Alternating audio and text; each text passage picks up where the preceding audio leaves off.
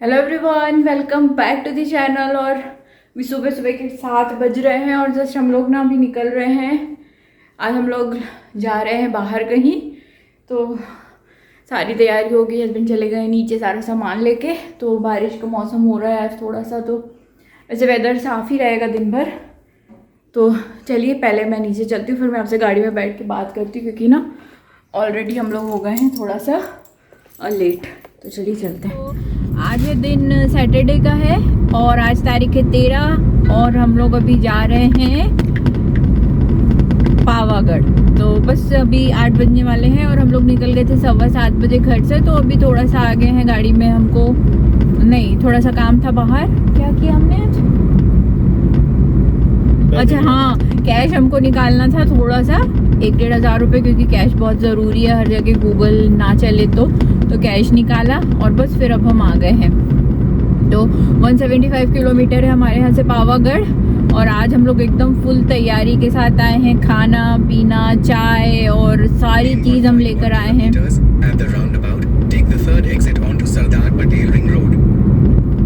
ठीक है, आज हम एप्पल मैप की हेल्प से जा रहे हैं। आज हमने गूगल मैप ऑन नहीं किया है, तो देखते हैं बादल आज, तो वेदर थोड़ा थोड़ा बारिश वाला रहेगा। और जिस जगह हम जा रहे हैं ना वहाँ पे तो मतलब हम बादलों के बीच में ही जा रहे हैं। तो देखते हैं, ये पहली हमारी ट्रिप है कि जब हम दोनों अकेले जा रहे हैं। निशा जी को और भाई सबको हम लोग बहुत मिस कर रहे हैं कि वो लोग होते तो मतलब और अच्छा लगता है, लेकिन वो लोग बाहर गए हैं अभी। और अभी इस बार लॉन्ग वीकेंड था, इसीलिए फिर चलिए देखते हैं कैसी रहती है हमारी पहली सोलो ट्रिप। और अभी तो हम लोग 10, 12, 15 किलोमीटर ही आए और 175 हमको जाना है। तो चलिए फिर चलते हैं आज पावागढ़। तो अभी आप देख रहे हैं ये है वडोदरा अहमदाबाद एक्सप्रेस वे और काफ़ी अच्छा रोड है। यहाँ पर गाड़ी चलाने में ज़्यादा परेशानी नहीं है। 1 घंटा हो गया हमको घर से निकले और अभी भी हमको टाइम लगेगा अभी, क्योंकि अभी तक हम सिटी में ही थे तो रोड भी ख़राब था और ट्रैफिक भी था। लेकिन अब थोड़ा शायद जल्दी हम पहुंच जाएंगे। तो 11 बजे तक उम्मीद है कि हम 11 बजे तक पहुंच जाएंगे। घर से निकले हो गया था हमको काफ़ी ज़्यादा टाइम और हम पावागढ़ पहुंचने ही वाले थे। यहाँ से लगभग 20-25 किलोमीटर ही बचा था। तो वो तो ये बहुत अच्छा हुआ कि यहाँ पर हमने कुछ पेट भर के ना खा लिया था, क्योंकि इसके बाद हमको टाइम ही नहीं मिलने वाला था। हमें पता ही नहीं था कि हमारी जो जर्नी है वो इतनी एडवेंचरस और इतनी फुल ऑफ फियर होने वाली है।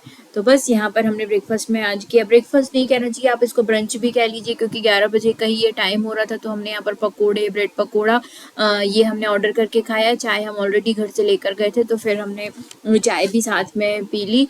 और बस उसके बाद फिर हम ब्रेकफास्ट करने के बाद और 5-7 मिनट हमने यहाँ पर रेस्ट किया और उसके बाद फिर हम निकल गए अपनी आगे की जर्नी की तरफ।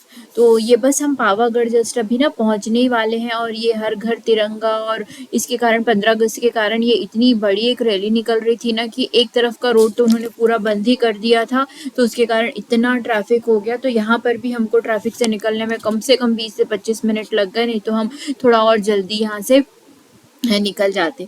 लेकिन अब क्या कर सकते हैं, एक तो रोड भी छोटा था और ऊपर से रैली के कारण सारा कुछ यहाँ पर बंद कर दिया गया था। ये देखिए, ये जो आप दरवाज़ा साइड सामने देख रहे हैं ना, अब यहाँ हम पावागढ़ में जो है वो एंटर कर रहे हैं। चारों तरफ यहाँ पर ना दीवार बनी हुई है, लेकिन आपको थोड़ी सी दूरी दिखाई देती है, उसके बाद फिर वो नहीं दिखाई देती, क्योंकि इसके बाद जो है वो हमारी जर्नी मेन शुरू होती है ऊपर चढ़ने की। हमें बिल्कुल भी अंदाज़ा नहीं था कि ये इतना ऊपर होने वाला है। और मतलब ऐसे ऐसे हम अपनी लाइफ में जो है ना वो एक्सपीरियंस यहाँ पे करने वाले हैं। तो अभी जस्ट जब आप मैप खोल के, अगर आपने गूगल मैप भी ऑन किया, तब आप जब मैप देखते हैं तब आप डर जाते हैं। साइड में इस तरीके से बहुत सारे छोटे छोटे से आपको गढ़ दिखाई देंगे, कहीं कहीं आपको मज़ार भी दिखाई देंगी, बट अब वहाँ पर कोई भी नहीं जाता है और कुछ तो तोड़ दी गई हैं या टूटी हुई हैं, वो मुझे अच्छे से नहीं पता है। तो अब मैंने यहाँ गूगल मैप देखना जब शुरू किया था ना, एप्पल मैप, तब मैं देख के कि शिवेश ये तो बिल्कुल मतलब ऐसे स्पाइरल की तरह से गोल गोल गोल गोल है और हम ऊपर चले जा रहे हैं, ऊपर चले जा रहे हैं। तो मतलब डायरेक्टली आपको गाड़ी में बैठ के समझ में आता है कि आप कितना ऊपर आप चढ़ रहे हैं इसमें। तो एक पॉइंट तक तो हम काफ़ी अच्छे से बहुत आराम से हम चढ़ गए थे। लेकिन एक टाइम ऐसा आया उसके बाद वहाँ पे बहुत ज़्यादा गाड़ियों को ट्रैफिक हो गया और वो बिल्कुल चढ़ना था, वहाँ पर एकदम खड़ा चढ़ाव था और हमारी गाड़ी वहाँ पे जाके हो गई बंद। मैंने तो लिटरली वहाँ पे रो दिया था, क्योंकि हम अगर थोड़ा सा भी गाड़ी स्टार्ट करने की कोशिश कर रहे हैं और ब्रेक से पैर हटा रहे हैं तो हमारी गाड़ी आ रही है पीछे। बाद ये हुआ कि हाँ 2-3-4 मिनट तो मैं गाड़ी में बैठी रही और हमने बहुत बहुत बहुत कोशिश की पर हम नहीं कर पाए। तो बाद में फिर मैंने कहा गाड़ी से उतरते हैं, किसी से हेल्प लेंगे तभी हम आगे जा पाएंगे, अदरवाइज गाड़ियाँ बहुत सारी है, हम नहीं जा पाएंगे। तो फिर जस्ट मैं गाड़ी से उतरी और उतरते साथ ही मैंने गुरुजी महाराज को याद किया कि भगवान आप प्लीज़ मतलब हमको इस सिचुएशन से निकालो। तो तुरंत ही एक जो ड्राइवर थे वो आ गए, उन्होंने पूछा कि क्या हुआ। तो फिर मैंने उन्हें बताया कि गाड़ी बंद हो गई है और हम नहीं जा पा रहे हैं, ऊपर वो पीछे ही आ रही है, हम स्टार्ट नहीं कर पा रहे हैं। तो फिर उन्होंने हमारी हेल्प की और उन्होंने हमारी गाड़ी को जहाँ पर पार्क करना था वहाँ तक पहुँचाया। मुश्किल से आधा किलोमीटर की हमारी जो जर्नी थी ना ऊपर तक की, वो बची हुई थी। तो हो गया ये फाइनली।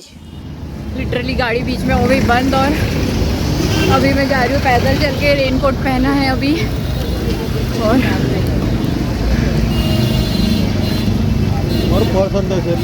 गुजरात का ये वाला experience I will never forget it. तो ये है विजय भैया जिन्होंने हमारी बहुत हेल्प की है गाड़ी निकालने में, क्योंकि मैं तो लिटरली रोने लगी थी कि ये कैसे जाएंगे। चलो थैंक यू भैया, थैंक यू। तो गाड़ी पार्क करने के बाद हमने चलना शुरू किया और हमको नहीं पता था कि हमको कितना चलना, इतना ज़्यादा गाड़ियों का ट्रैफिक है यहाँ, पार्किंग तो बहुत ऊपर है, बहुत ज़्यादा ऊपर है। लेकिन हम काफ़ी पीछे, लगभग 1 किलोमीटर हमको पीछे गाड़ी पार्क करना पड़ा और सारी गाड़ियाँ यहीं पार्क हो रही थी, क्योंकि ऊपर पार्किंग की कोई जगह बचे ही नहीं थी लॉन्ग वीकेंड के कारण। तो बस लगभग हम यहाँ पर 1 किलोमीटर अभी हम इस तरीके से रोड पे चलते जाएंगे तब जाके हम पहुँचेंगे उस जगह पे जहाँ पे मिलता है रोपवे का टिकट। तो ये वो जगह है जहाँ से आपको ना अंदर जाना है अभी और रोपवे का टिकट मिलेगा। तो यहाँ पे आपको कहीं पे कोई बोर्ड लगा हुआ दिखाई ही नहीं देता कि कहाँ से आपको आना है और रोपवे का टिकट लेना है। तो पूछते पूछते हम पहुँच गए थे कि रोपवे का टिकट हमको कहाँ पे मिलेगा, उड़न खटोले का। तो फिर हमें पता चला कि अंदर जाना है। तो काफ़ी अंदर हमको, लगभग अंदर मतलब जहाँ हमने गाड़ी पार्क की थी वहाँ से हमको लगभग 1 से 1.25 किलोमीटर हमको अंदर टिकट की लाइन के लिए खड़ा होना पड़ा है। और टिकट की लाइन तो आप पूछिए ही मत। अभी हम लोग खड़े हैं लाइन में और जो मैंने आपको भी दिखाया वो है रोपवे में टिकट की लाइन। तो अभी टिकट लेंगे उसके बाद हम जाएंगे रोपवे में, तो वो फिर मैं आपके साथ शेयर करूँगी। ये वाला ट्रिप बहुत ही एडवेंचरस होने वाला है, तो आप लास्ट तक वीडियो में ज़रूर बने रहिएगा। लगभग 2 से ढाई घंटे लाइन में खड़े रहने के बाद हमको मिली है रोपवे की टिकट और अभी भी वो जो आप जगह देख रहे हैं जहाँ पे गेट 7 है उसके अंदर हमको जाना है। तो बहुत टाइम लगा, वो तो हमने लाइन अपनी बीच में तोड़ दी थी और उसके बाद हम थोड़ा आगे आए, बहुत ज़्यादा हम आगे आए और हमने लोगों को थोड़ा सा कन्विंस किया कि प्लीज़ आप हमें अंदर जाने दीजिए। तो ये वो जगह है जहाँ से अब हम फाइनली बैठने वाले हैं उड़न खटोले के लिए। तो ये भी एक बहुत ही अच्छा एक्सपीरियंस रहा है। अभी हम लोग जा रहे हैं रोपवे के लिए, टिकट मिल गई है finally for a very very very tough effort for getting ticket and lighting की वजह से अगेन हम लोग आके रुक गए एक पॉइंट पे और अभी हमको 5-7 मिनट करना पड़ेगा वेट। और ये रेलिंग हिल रही है, इसके पकड़ना मुझे वेट। तो ये देखिए जब हम लाइन में खड़े थे ना तभी मैंने ये वाला वीडियो कैप्चर किया था। तो हम यहाँ पर हम काफ़ी दूर खड़े हैं और बहुत दूर का ये वीडियो एक्चुअली मैंने जूम कर करके इसको किया था बहुत ही छोटे से मोड में। तो इतनी ऊपर हमको जाना है, तो बस हमारी जो टर्न है ना वो आने ही वाली थी और हम ऊपर जाएंगे लगभग 2700 फीट 2800 फीट ऊपर हम रोपवे में जाएंगे। फैसिलिटी बहुत अच्छी है रोपवे में, बहुत सारे आपकी ऐसी ट्रॉलीज़ हैं एक के बाद एक आई थिंक 1000 के करीब वो ट्रॉलीज़ होंगी जितनी में आप मतलब कंटिन्यूसली वो चलती ही रहती हैं, बैलेंस करके वो आपको बिठाते हैं। मतलब वो ऐसा नहीं कि मतलब बैलेंस करके वो आपको बिठाते हैं, पर बहुत कम देर के लिए वो रुकती हैं। आपको थोड़ा सा ना जल्दी यहाँ पर कोशिश करनी पड़ती है बैठने की और किस तरीके से बैठना है, किसको कहाँ बैठना है वो बहुत अच्छे से बता देते हैं। वो बहुत ज़्यादा एक्सपीरियंस है, तो वो तुरंत कि आप यहाँ आप यहाँ आप यहाँ ऐसे बैठ जाइए वो बता देते हैं। तो उस तरीके से हमको बैठना पड़ता है। और एक ट्रॉली में जो है ना वो 4 बड़े लोग और 2 बच्चे या 6 लोग इसमें ज़्यादातर वो लोग इसको एडजस्ट करते हैं। 1 या 2 को वो कभी भी ट्रॉली में नहीं भेजते, मैंने तो नहीं देखा, एडजस्ट उनको करना ही पड़ता है। और अगर कोई बीच में मतलब बैलेंस है ना, वजन वजन का जो बैलेंस है वो चारों तरफ वो बराबर ही रखते हैं। तो बहुत सारे लोग हैं तो वो 2-3 बार करके बता देते। तो बस हमारी टर्न आ गई है। तो हमारे साथ एक दूसरी फैमिली भी बैठी थी, तो हम दोनों बैठे हैं सिर्फ। एक्चुअली हम बैठ गए थे रॉन्ग साइड में, हम दूसरी तरफ बैठते ना तो वो थोड़ा सा अच्छा होता। तो ऊपर जा रही है, 6 मिनट की ये जो होती है राइड होती है, 6 मिनट आपको ऊपर जाने में लगते हैं और 6 मिनट आपको नीचे आने में लगते हैं। तो 6 मिनट भी एक बहुत बड़ा टाइम होता है। ये देखिए, तो फिर मैंने अपना कैमरा पीछे किया और मैं पीछे से जा रहे हैं हम ऊपर, और मैं आपको नीचे का बता रही हूँ। तो ये थोड़ा सा ना फास्ट फॉरवर्ड में चल रहा है, धीरे धीरे तो काफ़ी ज़्यादा वीडियो लंबी हो जाएगी। तो बैठने में कुछ भी डर नहीं लगता है, बहुत अमेजिंग और बहुत अच्छा लगता है।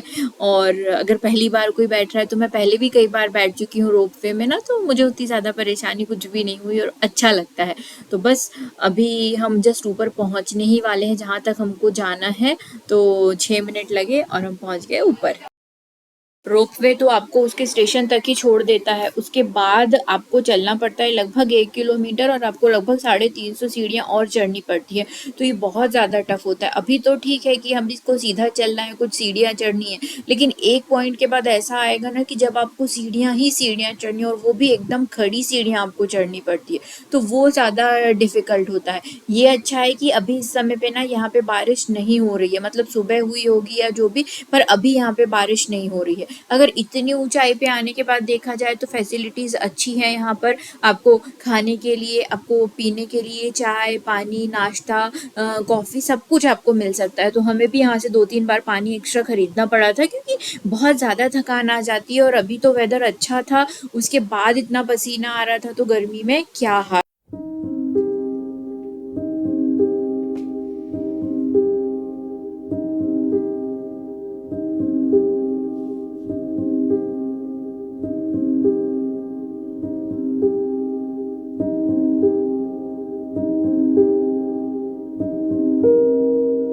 थोड़ा दूर आप चल के आते हैं ना, तो ये एक यहाँ पर तालाब आता है। तो कहते हैं कि ये खूनी तालाब है। जिस समय यहाँ पर मंदिर में बलि दी जाती थी ना, पहले 200-250 साल पहले, तो बलि का जो भी खून होता था वो बह के इसी तालाब में आता था। अभी तो सारा कुछ बंद है, अब बलि पे क्योंकि बैन ही लग गया है, तो इसलिए अब ऐसी कोई चीज़ यहाँ पर नहीं होती है। तो फिर भी इतनी ऊंचाई पे आने के बाद ये तालाब अपने आप में एक देखने लायक चीज़ है।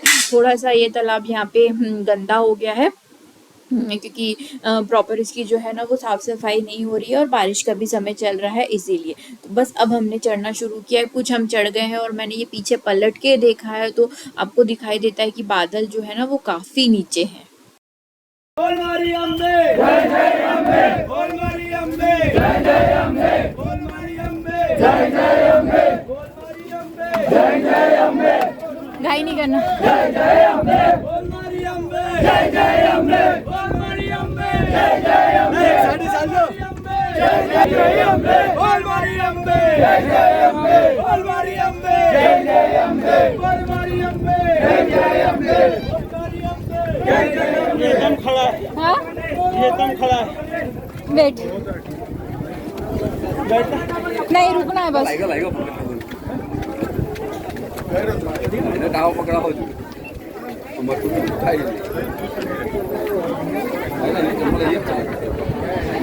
फाइनली पहुंच गए ऊपर, और माता जी का मंदिर है पीछे। अभी हमको जाना है दर्शन करने। बहुत शिवेश का एक्सपीरियंस कैसा रहा?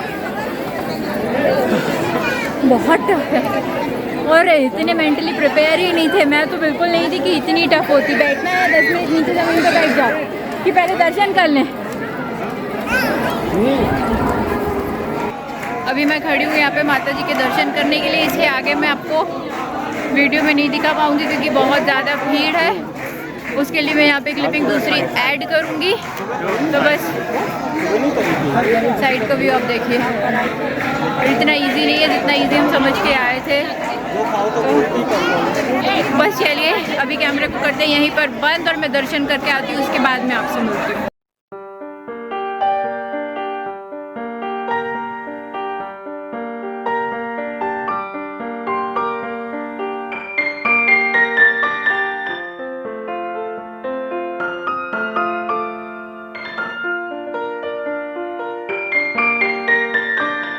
3 घंटे 4 घंटे की मेहनत के बाद अभी जाके हमको दर्शन हुए हैं और अभी हम दर्शन करके आए हैं बाहर और अब हम देख रहे हैं पीछे का व्यू। साइड में यहाँ पे लगा है तिरंगा और पीछे का व्यू देखिए आप। बहुत ज़्यादा डिफ़िकल्ट है, मेरे लिए तो बहुत ज़्यादा डिफ़िकल्ट है ये। अभी थोड़ा अच्छा लग रहा है लेकिन अभी हमको घर भी वापस जाना है। गाड़ी रास्ते में खड़ी है। पूरा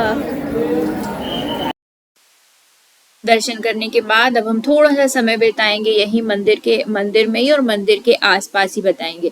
तो पावागढ़ जो है वो माता जी के शक्ति पीठों में से एक है। जहाँ सती माँ के अंग गिरे थे ना, वो शक्ति पीठ कहलाते हैं। और यहाँ पर सती माँ का दाहिने पैर का अंगूठा गिरा था, इसीलिए इसका नाम जो है वो पावागढ़ कहलाता है।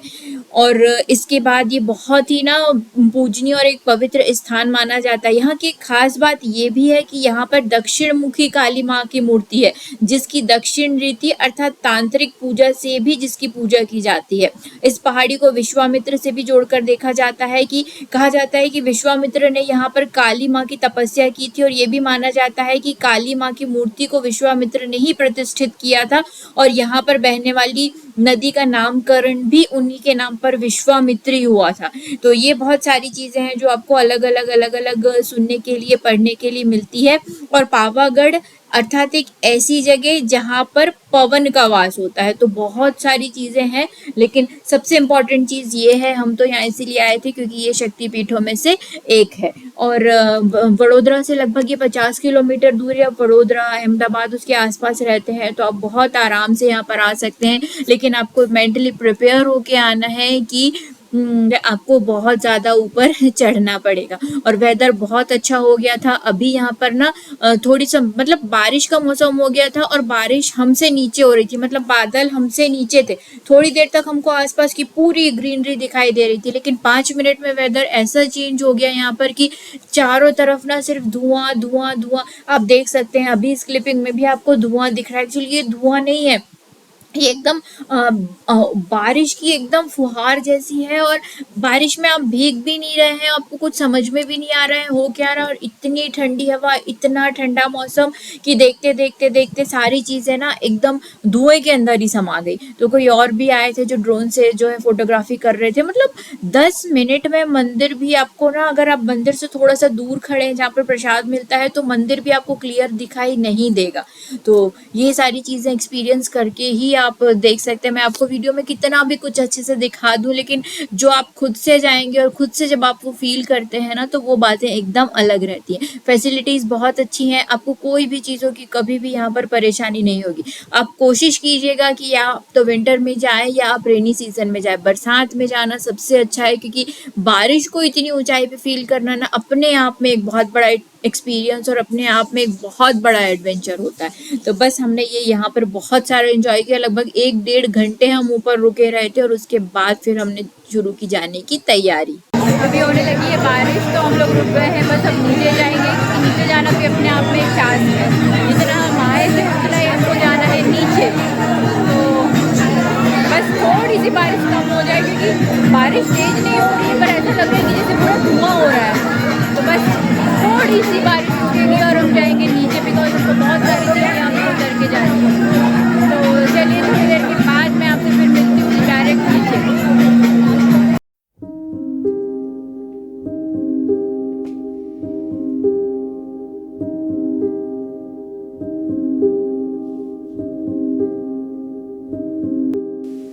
अभी हमने नीचे उतरना शुरू कर दिया है और आप देखिए कि नीचे सिर्फ सीढ़ियों के अलावा आपको कुछ भी नहीं दिखाई दे रहा है। जब हम ऊपर आ रहे थे तो पूरा जो दूर दूर तक जो भी घर थे, जो भी सिटी थी, वो यहाँ से दिखाई दे रही थी। तो अभी हम जस्ट थोड़ा सा ही नीचे उतरे हैं और फिर पीछे मुड़ के एक बार मैंने फिर से मंदिर को कैप्चर किया है।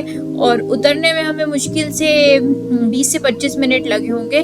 चढ़ने में हमें बहुत ज़्यादा टाइम लग गया था, क्योंकि बहुत डिफ़िकल्ट था ये चढ़ना और बहुत ज़्यादा गर्मी यहाँ पे फील हो रही थी। लेकिन अभी वेदर बहुत बहुत बहुत ही अच्छा हो गया था।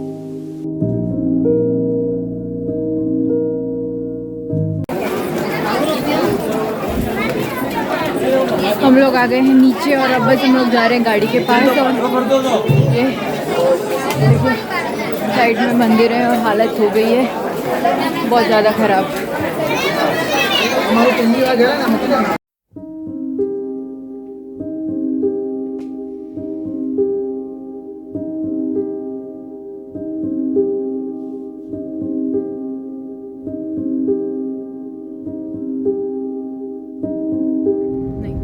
आ गए हम लोग नीचे वापस। और फिजिकली नहीं थके पर मेंटली थोड़ा सा थक गए, क्योंकि ना वो इतना हिली एरिया देख के और गाड़ी हमने ऐसी जगह पार्क कर दी थी ना, तो थोड़ा सा डर लगा। लेकिन कि अभी नीचे जाना है जल्दी, गाड़ी बहुत ही मतलब बहुत अजीब सी जगह पे गाड़ियां खड़ी थी, तो हमारी भी वहीं पर खड़ी थी।